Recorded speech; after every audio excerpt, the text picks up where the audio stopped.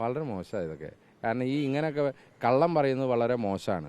സത്യത്തിൽ നിങ്ങൾ ഈ സൈബർ ആക്രമണം എന്നൊക്കെ പറയുമ്പോൾ നിങ്ങൾ ശ്രീമതി വീണ ജോർജിൻ്റെ ഫേസ്ബുക്ക് പോസ്റ്റിൻ്റെ താഴെയുള്ള ആ കമൻറ്റും എൻ്റെ ഫേസ്ബുക്ക് പോസ്റ്റിൻ്റെ താഴെയുള്ള കമൻറ്റും നോക്കണം. രണ്ടും കമ്പയർ ചെയ്തിട്ട് ഏതാണ് ശരിക്കുമുള്ള സൈബർ ആക്രമണം നിങ്ങൾ നോക്കണം. ഞാൻ വേണമെങ്കിൽ എൻ്റെ ഫേസ്ബുക്ക് പോസ്റ്റിൻ്റെ കമൻറ്റ് അങ്ങ് അയച്ചു തരാം. അത് സാധാരണ ഇത് കാണിക്കാൻ പറ്റില്ല. കാരണം ശ്രീമതി വീണ ജോർജിൻ്റെ കമൻറ്റ് എന്നുള്ള രീതിയിൽ ഒരു പാരഗ്രാഫ് ഉണ്ടെങ്കിൽ അതിൻ്റെ കുറച്ച് വാക്കുകളെങ്കിലും കാണിക്കുക. എൻ്റെ ഒട്ടും കാണിക്കാൻ പോലും പറ്റാത്ത അവസ്ഥയിലാണ്. അത്ര തെറിയാണ് വിളിക്കുന്നത്. പിന്നെ ഈ തലയില്ലാത്ത വാലില്ലാത്ത കുറേ വ്യാജ ഫേസ്ബുക്ക് പ്രൊഫൈലിൽ നിന്ന് വരുന്ന ഇങ്ങനെയുള്ള കമൻറ്റുകളൊന്നും കണ്ടിട്ടല്ലോ ജനങ്ങൾ തീരുമാനിക്കുന്നത്. ജനങ്ങൾക്ക് വ്യക്തമായ കാഴ്ചപ്പാട് ഇതിനകത്തുണ്ട്. ആര് സൈബർ ആക്രമണം നടത്തിയാലും അതൊക്കെ പ്രാകൃതമാണ്. ഞങ്ങളൊന്നും ആ സൈബർ ആക്രമണത്തെ പിന്തുണയ്ക്കുന്നതല്ല. പക്ഷേ ഇതൊക്കെ എന്തിനാണെന്ന് പറഞ്ഞാൽ ഞാൻ ഈ മുന്നേ പറഞ്ഞ ഈ പരാജയം മറച്ചു വയ്ക്കുന്നതിന് വേണ്ടി കാണിക്കുന്ന ഓരോ നാടകങ്ങൾ മാത്രമാണ്. ഇത് നാടകം നമ്പർ 2 എന്നുള്ളതല്ലാതെ വേറെ ഒന്നും പറയാനില്ല. കാരണം ഒരു നാടകം പൊട്ടിപ്പൊളിഞ്ഞ് താഴെ വീണി പാളിസായിപ്പോയി. രണ്ടാം നാടകമായിട്ട് ഇറങ്ങിയിരിക്കുകയാണ്. ഇതൊന്നും കേരളത്തിലെ ജനങ്ങളോ ആറന്മുളയിലെ ജനങ്ങൾ ഇതൊന്നും ചെവികൊള്ളുന്നില്ല. ആര് സൈബർ ആക്രമണം നടത്തിയാലും അതിനൊന്നും പിന്തുണയ്ക്കുന്ന ആളുകളുമല്ല ഞങ്ങൾ എന്തായാലും ഒരു സൈബർ ആക്രമണം നടത്താനും പറഞ്ഞിട്ടില്ല. ഞങ്ങൾക്കതിൻ്റെ ആവശ്യവുമില്ല. അങ്ങനെ ഒരു സൈബർ ആക്രമണം നടത്തി ഇവിടെ ഭരണപരാജയം കാണിക്കേണ്ട കാര്യമില്ല. കാരണം ഇവിടുത്തെ ഭരണപരാജയം കാണാൻ കണ്ണു തുറന്ന് കണ്ടാൽ മതി. അത് ഈ നാട്ടിലെ ആളുകളെല്ലാം കാണുന്നുണ്ട് എന്നുള്ളത് ഞങ്ങൾക്ക് വ്യക്തമാണ്.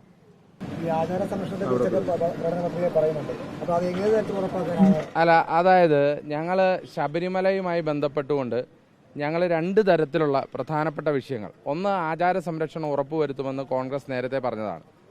2, സ്വർണ്ണക്കൊള്ളക്കാരെ പിടികൂടുമെന്ന് ഞങ്ങൾ പറഞ്ഞതാണ്. ഒരു കാര്യം ഞങ്ങൾ വളരെ വ്യക്തമായിട്ട് പറയാൻ ആഗ്രഹിക്കുകയാണ്.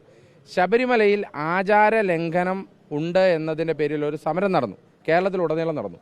അതിൻ്റെ പേരിൽ ആയിരക്കണക്കിന് ചെറുപ്പക്കാരുടെ മേലിലാണ് കേസുകൾ ചാർത്തപ്പെട്ടത്. അത് പത്തനംതിട്ട ജില്ലയിൽ, പ്രത്യേകിച്ച് ആറന്മുളയിലടക്കം റാന്നിയിലടക്കം ഒക്കെ ഒട്ടേറെ ആളുകൾക്ക്, കോന്നിയിലടക്കം ഒട്ടേറെ ആളുകൾക്ക് കേസുകൾ ചാർത്തപ്പെട്ടു. ഞങ്ങളൊരു കാര്യം വളരെ സുവ്യക്തമായിട്ട് പ്രഖ്യാപിക്കാൻ ആഗ്രഹിക്കുകയാണ്. ഐക്യ ജനാധിപത്യ മുന്നണിയുടെ സർക്കാർ വന്നാൽ ഇങ്ങനെ കേസുകൾ ചാർത്തപ്പെട്ടവരുടെ കേസുകൾ പിൻവലിക്കും. കാരണം എന്താണ്? ആചാര സംരക്ഷണത്തിൻ്റെ പേരിൽ അന്നുണ്ടാക്കിയ ഇവരുടെ ഒരു പ്രഖ്യാപിത നയമുണ്ട് LDF സർക്കാരിൻ്റെ. ആ നയം പോലും മാറ്റി. ഇപ്പോൾ CPM മാറ്റി, LDF മാറ്റി. എന്നിട്ടും അന്നെടുത്ത കേസുകൾ പിൻവലിച്ചിട്ടില്ല. അതുകൊണ്ട് ഞങ്ങൾ പറയുന്നു, കേസുകൾ ആചാര സംരക്ഷണത്തിൻ്റെ പേരിൽ അന്ന് നടന്ന ശബരിമല പ്രക്ഷോഭത്തിൻ്റെ പേരിൽ എടുത്ത കേസുകളൊക്കെ പിൻവലിക്കണം. അത് ഐക്യ ജനാധിപത്യ മുന്നണിയുടെ സർക്കാർ വന്നാൽ പിൻവലിക്കും. കാരണം ഒട്ടേറെ ചെറുപ്പക്കാർ പാസ്പോർട്ട് പോലും കിട്ടാതെ അന്ന് ശബരിമല സമരം നടത്തിയതിൻ്റെ പേരിൽ ഇവിടെ കുടുങ്ങിക്കിടക്കുകയാണ്. ആർക്കും അല്ല, സംഘപരിവാർ എന്നുള്ളതല്ല. അന്നത്തെ സമരത്തിൽ ഞങ്ങളുടെ ആളുകളും പങ്കെടുത്തല്ലോ, സാധാരണ വിശ്വാസികളും പങ്കെടുത്തല്ലോ.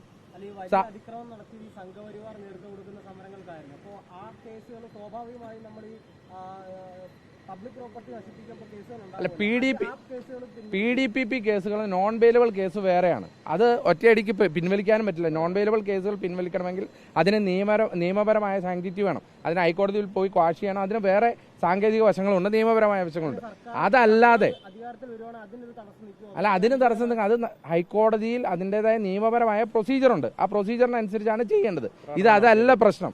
പ്രകടനം നടത്തിയതിന് സാധാരണക്കാർക്കെതിരെ കേസുകൾ എടുത്തിട്ടുണ്ട്.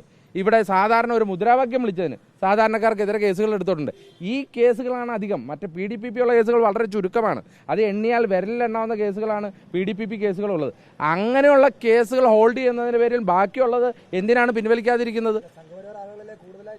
അല്ല, അങ്ങനെയല്ല. ശബരിമല പ്രക്ഷോഭത്തിൽ സംഘപരിവാർ മാത്രമാണ് ഇടപെട്ടത്, വിശ്വാസികളാണ് ഇടപെട്ടത്.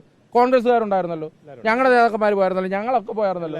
ശബരിമല ആചാര സംരക്ഷണം പത്തനംതിട്ടയാണ്. ശബരിമല ആചാര സംരക്ഷണം എന്ന് പറഞ്ഞാൽ സംഘപരിവാറാണോ നടത്തിയത്? DCC നടത്തി. KPCCയുടെ പരിപാടി ഉണ്ടായി, ഞങ്ങൾ പ്രകടനം നടത്തിയിട്ടുണ്ട്. അപ്പൊ ഇത് മുഴുവൻ സംഘപരിവാറിനാണോ എടുത്തത്?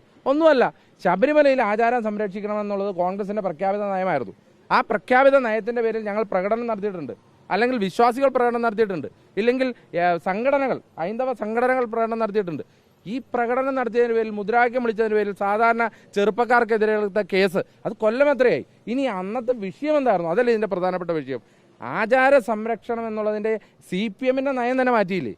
CPM വീട് കയറി പറഞ്ഞില്ലേ, തെറ്റിപ്പോയി, ഞങ്ങൾ നയം മാറ്റുന്നതെന്ന് സുപ്രീം കോടതി പറയാൻ പോകുമല്ലേ? എന്നിട്ട് ഇവർക്കെതിരെയുള്ള കേസുകൾ പിൻവലിച്ചില്ല എന്ന് പറഞ്ഞാൽ എന്തെങ്കിലും മാന്യത ഈ കാര്യത്തിൽ വേണ്ടേ? അതുകൊണ്ട് ഞങ്ങൾ ഉറപ്പിച്ച് പറയുന്നു, സർക്കാർ വന്നാൽ, ഐക്യ ജനാധിപത്യ മുന്നണിയുടെ സർക്കാർ വന്നാൽ ശബരിമല പ്രക്ഷോഭവുമായി ബന്ധപ്പെട്ടെടുത്ത കേസുകൾ പിൻവലിക്കപ്പെടും. ഈ സാധാരണക്കാർ ഇങ്ങനെ കുടുങ്ങിക്കിടക്കുന്ന, ചെറുപ്പക്കാരടക്കമുള്ളവർ കുടുങ്ങിക്കിടക്കുന്നതിന് പരിഹാരം ഞങ്ങൾ ഉണ്ടാക്കുമെന്നുള്ള കാര്യം പറയാൻ ആഗ്രഹിക്കുക. 2, അതുപോലെ തന്നെ FCRA നിയമം ഇപ്പോൾ പുതിയത് സംഘപരിവാറിൻ്റെ പുതിയൊരു നിയമം FCRA നിയമ ഭേദഗതി വരുവാൻ പോവുകയാണ്. ഏറ്റവും കൂടുതൽ അത് അഫക്റ്റ് ചെയ്യാൻ പോകുന്ന ജില്ല പത്തനംതിട്ട ജില്ലയാണ്. കാരണം മതന്യൂനപക്ഷങ്ങളുടെ മേലുള്ള കടന്നുകയറ്റമാണ് FCRA നിയമത്തിൻ്റെ ഭേദഗതി. FCRA നിയമം ആദ്യം കൊണ്ടുവന്നത് കോൺഗ്രസ് സർക്കാരുകളുള്ള കാലഘട്ടത്തിലാണെങ്കിൽ അത് കൃത്യമായി അന്നത്തെ ഭരണഘടനയ്ക്ക് അടിസ്ഥാനപ്പെടുത്തിയാണ് കൊണ്ടുവന്നത്. ഇന്ന് ഭേദഗതിയിൽ വരാൻ പോകുന്നത് എന്താ? ഇവരുടെ ഇംഗിതത്തിന് വഴങ്ങിയില്ലെങ്കിൽ ഈ സ്വത്ത് മുഴുവൻ സർക്കാർ കണ്ടുകെട്ടുന്നുള്ള അവസ്ഥയാണ്. ഇവിടുത്തെ ന്യൂനപക്ഷ സംഘടനകൾക്ക്, ന്യൂനപക്ഷ വിഭാഗത്തിന് ഭരണഘടനയ്ക്ക് അനുസൃതമായി കിട്ടിയിരിക്കുന്ന അവകാശങ്ങളെപ്പോലും ധ്വംസിക്കുന്ന ഒരു പരിഷ്കരണമാണ് FCRA നിയമ ഭേദഗതിയിൽ ഉണ്ടാകുന്നത്. അതിന് കോൺഗ്രസ് എതിരാണ്. ഞങ്ങൾ ആ വിഷയത്തിൽ ഏതറ്റം വരെയുള്ള പ്രക്ഷോഭത്തിൽ പോകും. അത് പാർലമെന്റിന്റെ അകത്തും പുറത്തും FCRA നിയമ ഭേദഗതിയുമായി ബന്ധപ്പെട്ട പ്രക്ഷോഭത്തിന് കോൺഗ്രസ് ഉണ്ടാവും. ഈ ശബരിമല വിഷയം അന്നത്തെ കാലത്ത് ഈ സ്ത്രീ പ്രവേശന വിഷയം നടക്കുന്ന സമയത്ത് സംഘപരിവാർ വലിയ പ്രക്ഷോഭമൊക്കെ നടത്തി. പക്ഷേ ഇപ്പോൾ ഈ തെരഞ്ഞെടുപ്പുമായി ബന്ധപ്പെട്ട് അവർ അത്തരത്തിൽ പ്രക്ഷോഭത്തിലേക്ക് പോകുന്നില്ല എന്നൊരു അഭിപ്രായം കോൺഗ്രസ്. രാഹുൽ ഗാന്ധി അത്തരത്തിലൊരു പരാമർശം കഴിഞ്ഞ ദിവസം പത്തനംതിട്ടയിൽ നടത്തുന്നുണ്ട്. അതായത് ശബരിമലയുടെ ഹോൾസെയിൽ അല്ലെങ്കിൽ വിശ്വാസികളുടെ ഹോൾസെയിൽ ഞങ്ങൾക്കാണെന്ന് പറയുന്ന ഈ BJP ഈ സ്വർണ്ണക്കൊള്ളയുമായി ബന്ധപ്പെട്ട് എന്തെങ്കിലും ഒരു സമരം നടത്തിയിട്ടുണ്ടോ? ഈ സ്വർണ്ണക്കൊള്ളയുമായി ബന്ധപ്പെട്ട് എന്തെങ്കിലും തരത്തിലുള്ള ഒരു മൂവ്മെൻറ്റ് നടത്തിയിട്ടുണ്ടോ? ഇവർ കൃത്യമായി ശബരിമല ഈ കള്ളന് കഞ്ഞി വെക്കുക എന്ന് പറയും. കള്ളനാരാണ്? CPMകാരാണ് അടിച്ചു മാറ്റിയത്. അതിന് കഞ്ഞി വെക്കുന്ന പരിപാടിയാണ് കേരളത്തിലെ BJP ചെയ്തുകൊണ്ടിരിക്കുന്നത്. ഈ ശബരിമല സ്വർണ്ണക്കൊള്ളയിൽ ഏറ്റവും കൃത്യമായ നിലപാടെടുത്തതും പ്രക്ഷോഭം നടത്തിയതും ജയിലിൽ പോയതും ആരാണ്? അത് കോൺഗ്രസും ഞങ്ങളുടെ സംഘടനകളുമാണ്. ഞങ്ങളാണ് വലിയ പരിപാടികൾ നടത്തിയത്. പന്തളത്ത് നടത്തി, തിരുവനന്തപുരത്ത് നടത്തി, ഞങ്ങൾ പ്രക്ഷോഭം നടത്തി, ജയിലിൽ പോയി. ഈ BJPയോ അല്ലെങ്കിൽ RSSോ അല്ലെങ്കിൽ യുവമോർച്ച അടക്കമുള്ള സംഘടനകളൊക്കെ എന്ത് നിലപാടാണ് ഈ വിഷയത്തിലുള്ളത്? ശബരിമലയിൽ പച്ചയായ സ്വർണ്ണക്കൊള്ള നടത്തി, എന്നിട്ട് പാർട്ടി ഇപ്പോഴും അവരെ സംരക്ഷിച്ചുകൊണ്ടിരിക്കുക. ഈ BJPക്കാർ ആരെങ്കിലും അനങ്ങുന്നുണ്ടോ എന്ന് പറഞ്ഞാൽ കള്ളന് കഞ്ഞി വെക്കുന്നവരാണ് ശബരിമല വിഷയത്തിൽ BJP എന്നുള്ളത് വളരെ വ്യക്തമാണ്.